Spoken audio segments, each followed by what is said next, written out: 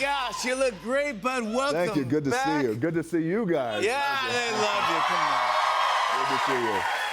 I can't wait to talk about your new film, The Smashing Machine. Yeah. But first, I always have to ask, how's Mom doing? Oh, man, my mom is great. I love her so much. She's great. My mom loves you. My best. mom and Jimmy go way, way back. we do. We've hung out. Yeah, she's the coolest, she's the cutest, and she's the most talented. She plays the ukulele. Well, not only does she play the ukulele, but she brings the ukulele everywhere she goes. She does? And she would make you guys get up and start. Can you bring Mom next time you come on? She would love that. Right? I'd love, Mom, I want to invite you. Come on the show, please.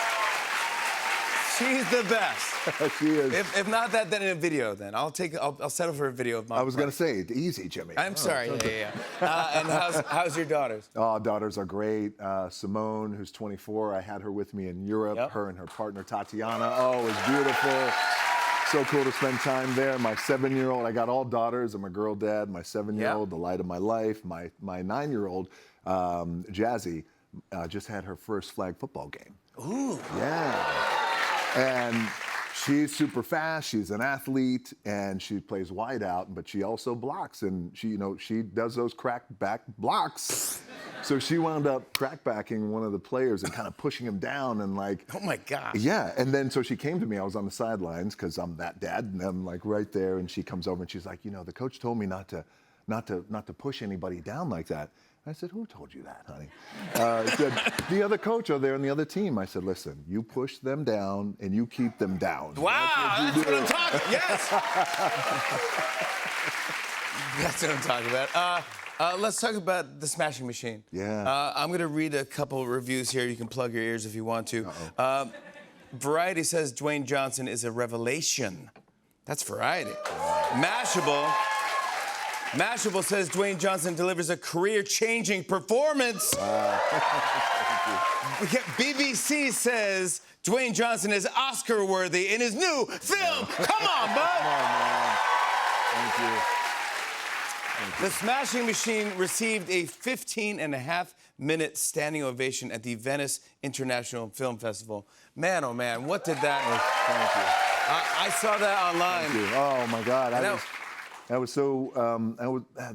was emotional. I was really emotional for that. Yeah, it really was, because you make this film, The Smashing Machine, and with not attached to an outcome or a response. So it's all new stuff to me, and that's the truth. And so I went over there to Venice Film Festival, and we're in competition, and I'm floating as it is, and then I get there on Saturday, and the premiere of Smashing Machine is on Monday, and we're in Venice. And I'm looking through my phone at these other movies that are debuting and that are getting these standing ovations, like 5 minutes and 6 minutes and 10 minutes. And I'm thinking, God, are we gonna get a minute or anything? Yes.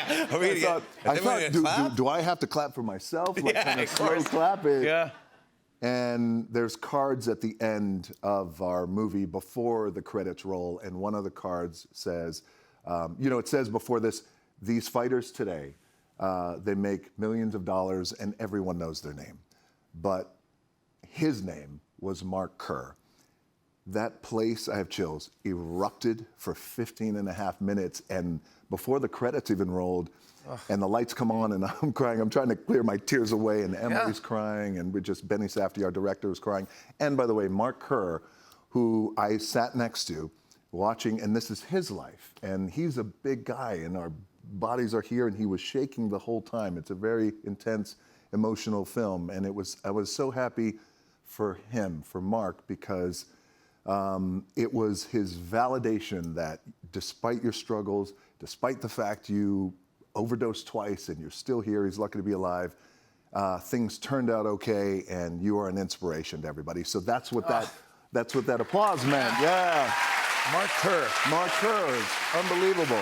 Congrats on this. Thank you. Your performance is amazing. Some people work their whole careers to get a performance like this. Yeah. You did it, bud. You got the great reviews. You were amazing. I know it's you, but I didn't recognize you. You had a different accent. You had prosthetics on. I did, yes. So we had a physical transformation. and certainly an emotional transformation and a vocal transformation too as well. But there was about 22 prosthetics from Kazuhiro, who is our Oscar-winning prosthetic makeup artist. Yeah, amazing. 22 prosthetics. I had to put on 30 pounds just over 30 pounds of muscle, which by the way, what you realize is, I wish, you know how you have some actors, and there are friends who say, hey, I had to put on weight, I went to McDonald's every day. yeah. Mark Kerr had like just this quality of muscle, like fast twitch quality muscle, because he was a wrestler. Yeah. And I had to still put on this weight, still be able to move like an MMA fighter. And it was about 30 pounds. And but you had to put it on different, like your shoulders? Or?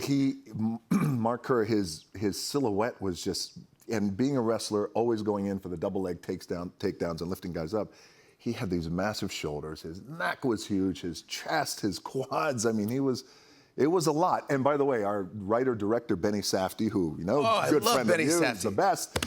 And he said to me, hey, DJ, I don't know how to tell you this, and I don't know if you've ever heard this. He goes, you're gonna have to get bigger. Yeah, believe it or not, dude. And I went, okay, here we go. And Benny won for Best Director. Yeah, so we have our debut in Venice Film Festival, and we get that incredible 15.5-minute ovation. And then we go home, and Benny is one of these guys, he texts like he talks, right? You know those kind of people, right? Yeah. Exactly. And so he texts me, he goes, well, I'm going back to Venice, ...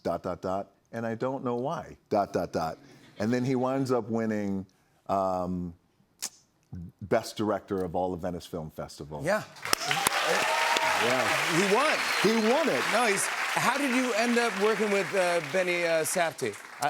I love his work. Oh my God! So I had just watched. I love his work too. I just watched Uncut Gems in 2019, and I went to Benny, and I said, "Hey, I got this idea called The Smashing Machine, and it's based off a documentary, based on your auteur style of being a director and how bold I think you are. I think you'd be great at directing this and writing it." And then we agreed to do it, and then COVID hit.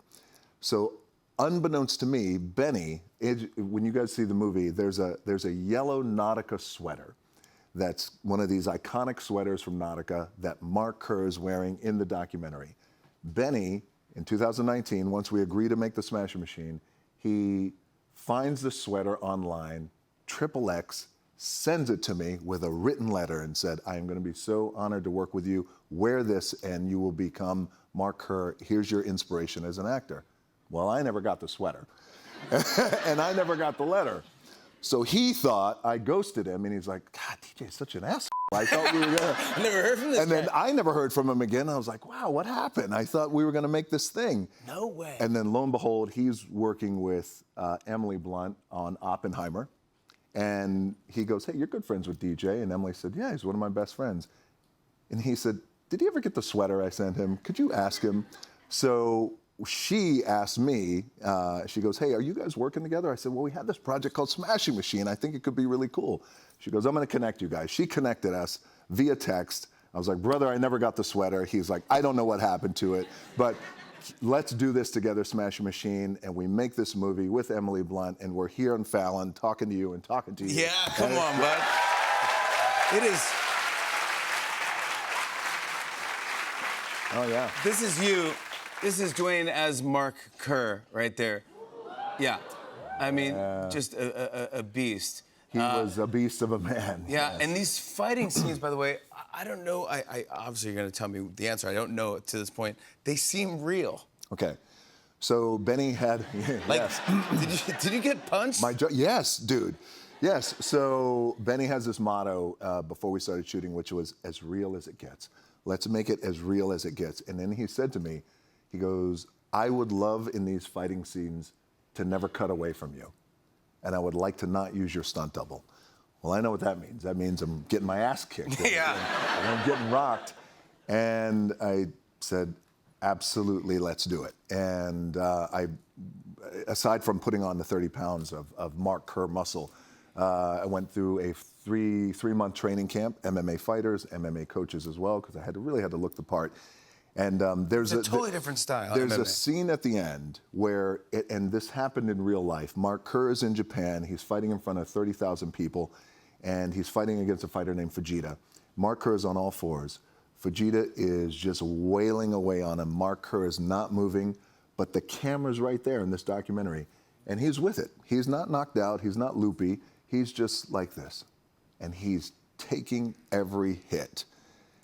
And I said to Benny, that's how we're gonna shoot this scene? He goes, yes.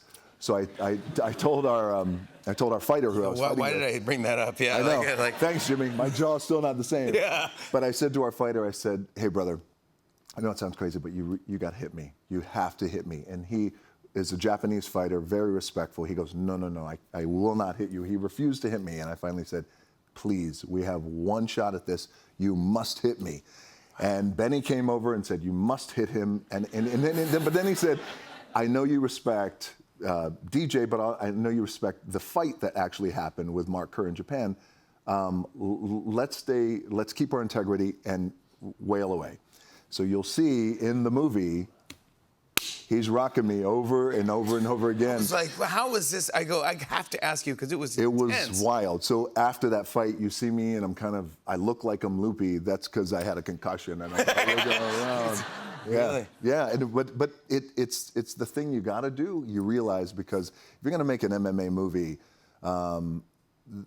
you got to go all the way, and that's what we did with this. You got to play the part. You have to, man. And then here, can you explain this photo here? This is. Oh yeah.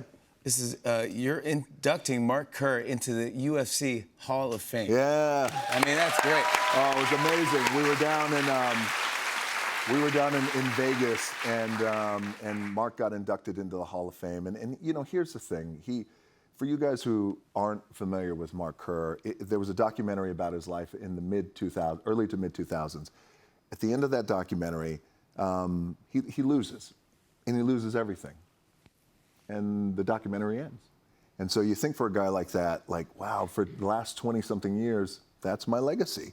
Like, that's what my legacy is. So it was such a cool honor. I called Dana White, who's been a longtime friend of mine, and I said, what do you think, brother? Do you think, is this possible? And he's like, yes, it is possible. And for everything that Mark Kerr has done for our sport, and being one of the godfathers, it'd be an honor for us to induct him in the Hall of Fame. So that was a really special moment. That's his legacy now. Come on. That's his legacy now. That's his legacy now.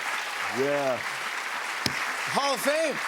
Hall of Fame. All right, how do we set up where we are in this scene here and Mark Kerr's life? Yeah, so right now with Mark Kerr's life, our movie takes place in about a 3-year period, and it was at a time where Mark, at that time, like Mike Tyson at his height, he was undefeated, and he was the greatest MMA fighter on the planet, and he never lost until this moment, which you'll see in this scene. And he was widely feared. He was completely dominant.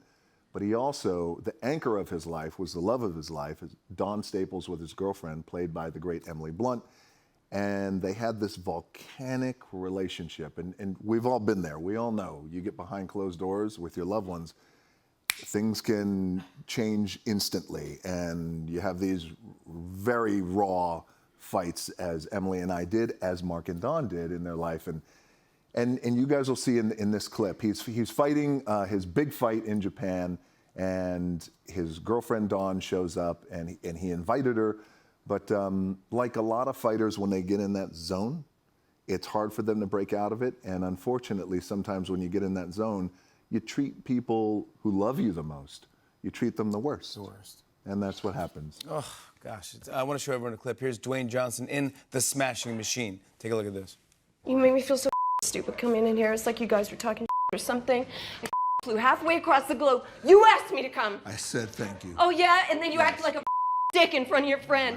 Don't call me next time. Please, Don, come. I'm lonely. You. Trying to focus. It has nothing to do with you. Can you say hello to me? You don't even have time to say hello to me. I just don't want to fight. Not now, Would it be please. easier if I punched you in the face? Yes, punch me in the face. Could we communicate Punch then me in if the face. Punch me in the face. The biggest night of my life. So punch me in the face. You know that would... Come in. すみません. I'm so sorry. We are ready for downstairs. Please just come with me. Yeah, thank you. You're out of control. I'm sorry.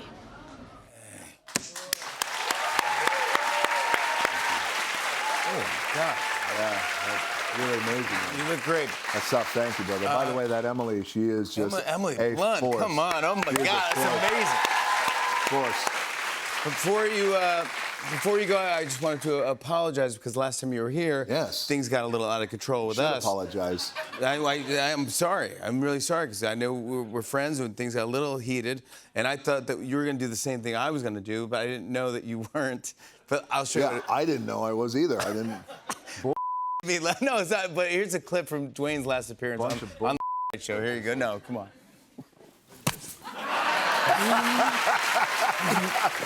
Dude, I apologize. Wow, that was a. what in the blue just...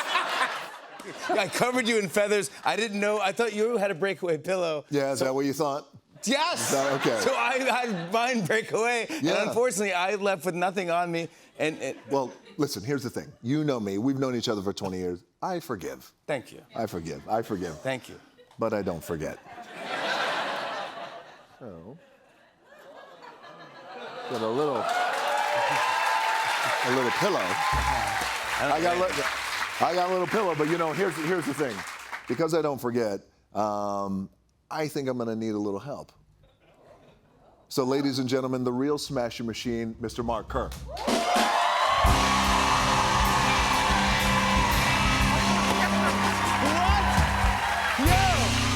It's a pleasure. It's a pleasure.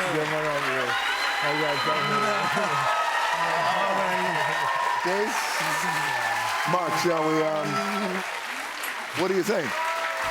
You got my back. I got your back all the time. Shall we? Yeah, shall. Shall we? Yeah. Shall we? Yeah. I deserve it. You do deserve it. I deserve it. 3, 2, 1.